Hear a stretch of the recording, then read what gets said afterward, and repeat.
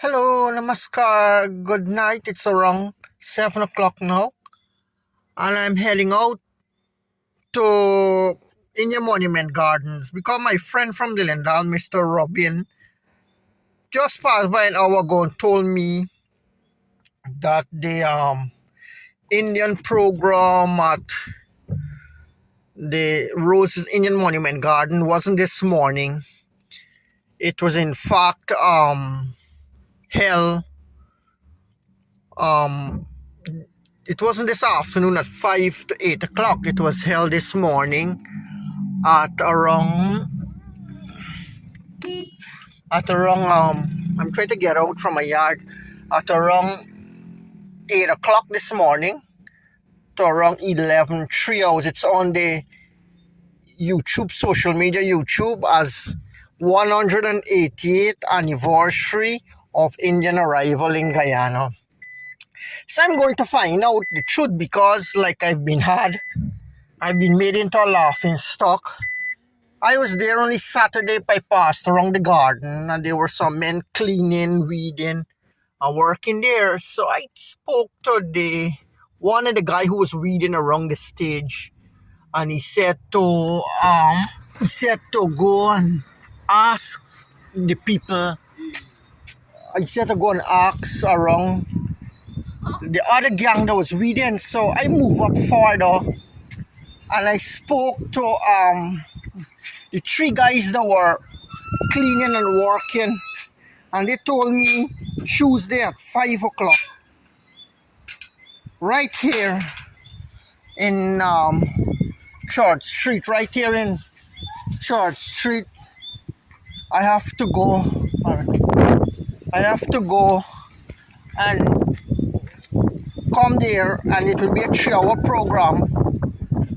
I know Robin, who is a PPP executive in the neighbor here, he's a young business guy having a business.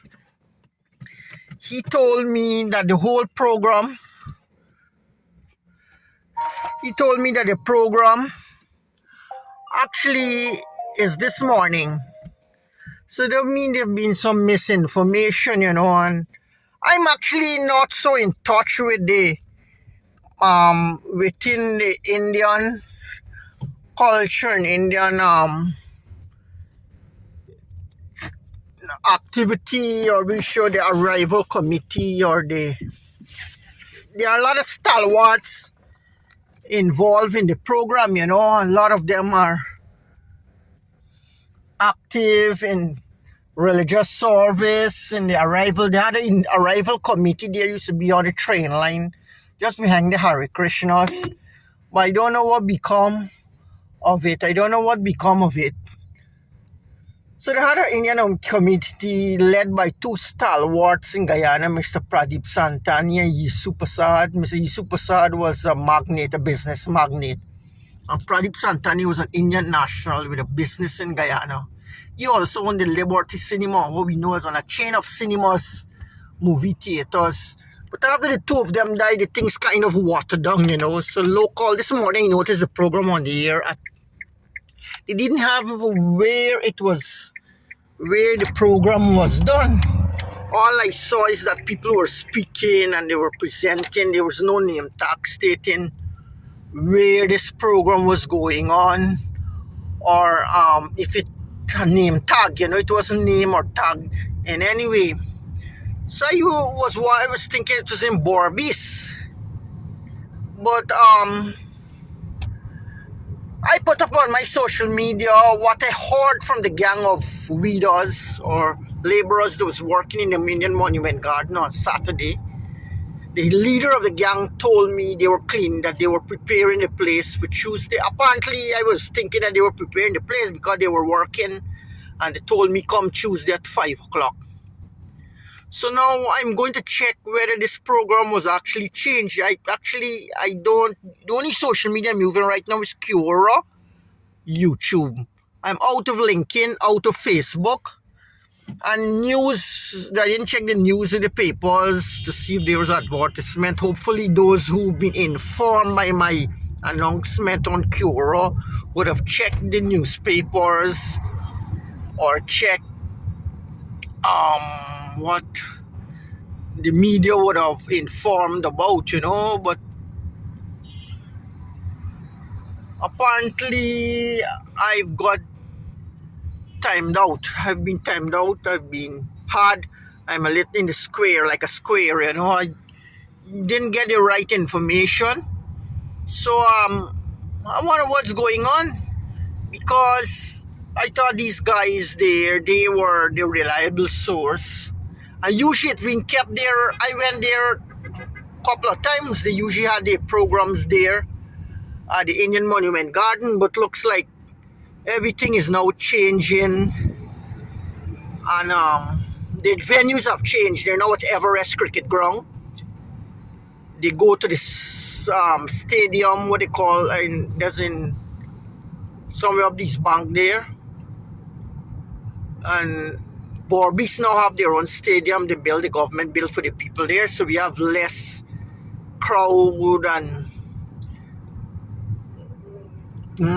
population mass density there in Georgetown, which would affect traffic and commuting up down the East Bank and so on. So the venue has been changed apparently to Everest Cricket Ground. The cricket ground have been chosen because people from the rural areas have come out and they have become top cricketers in Guyana. People like Rohan Kanai, Alvin Kalicharan, Fouad Bacchus, these are all Indian names.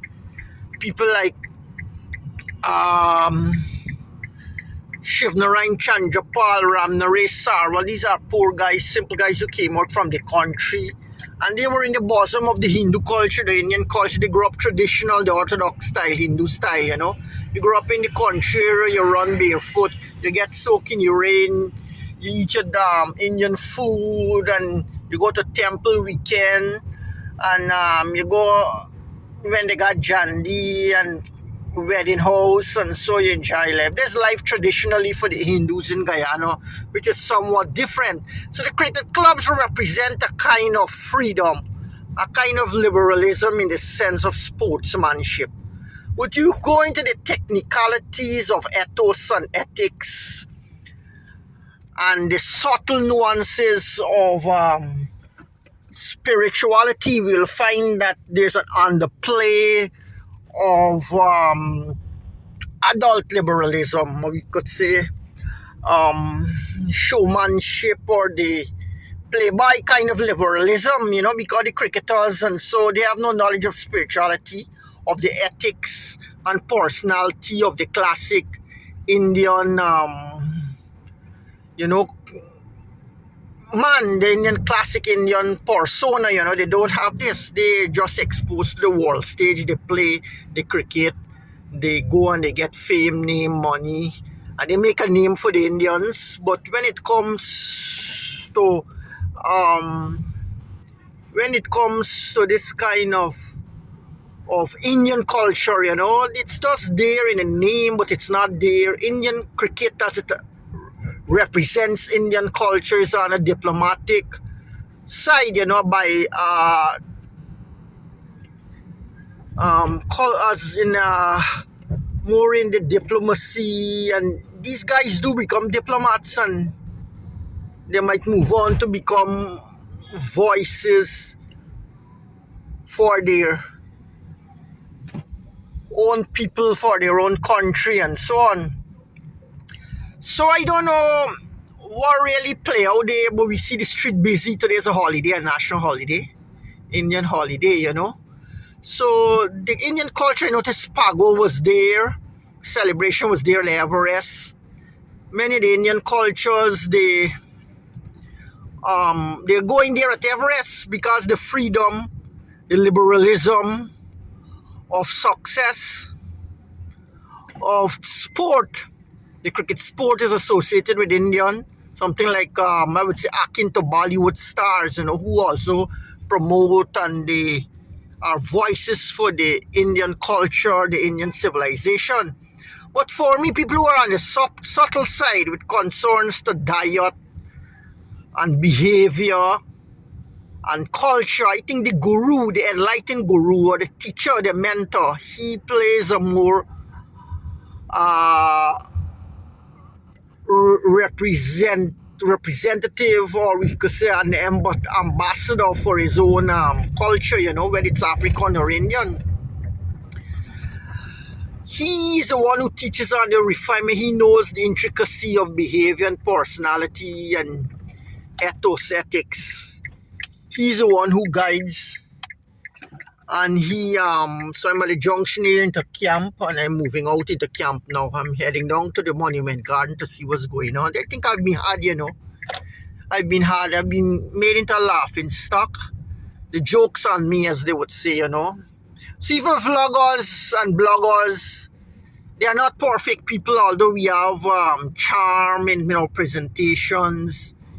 We hold the mic, we're the master of the moment, the ceremony, we have our narratives is in our hand at the moment. But what actually happens is that we can be downplayed too.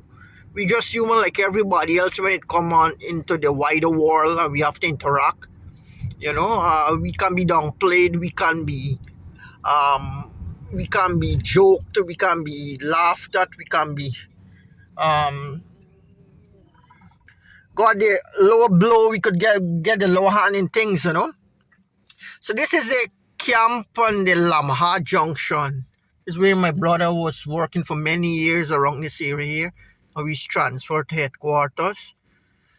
So like I'm saying, the hands of the Indian culture, they say it's belong the more rich in Barbies or in Essequibo in the country because the people are simple.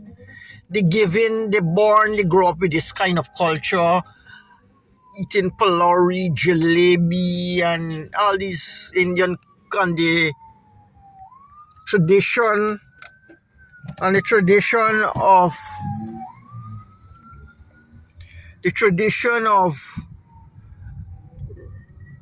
culture is richer in the rural areas. But yet these simple people, they represent a flair, a band, a teamwork that pulls on the lay community, on the wider mass, appealing to them through power of assets, through power of presence, through their authority, the voice which has given them the authority, mostly upper class businessman or Indian diplomacy, politics, and social people of social standing have trusted the power onto them. So they represent a force of power that kind of speaks for the culture. But as always, these will eventually end up at the wider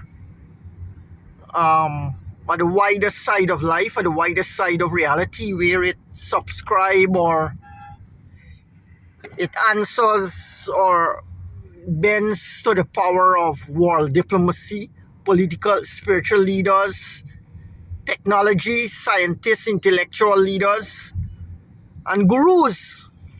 Spiritual leaders also. Now, the culture in Guyana is more Vedic, and it represents Indian culture in terms of tradition, celebration.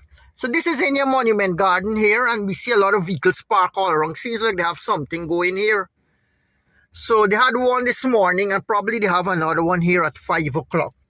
I don't know what really happened, but just Rabindra, this guy from the Lendal, told me that the program was this morning. Now this afternoon there's nothing.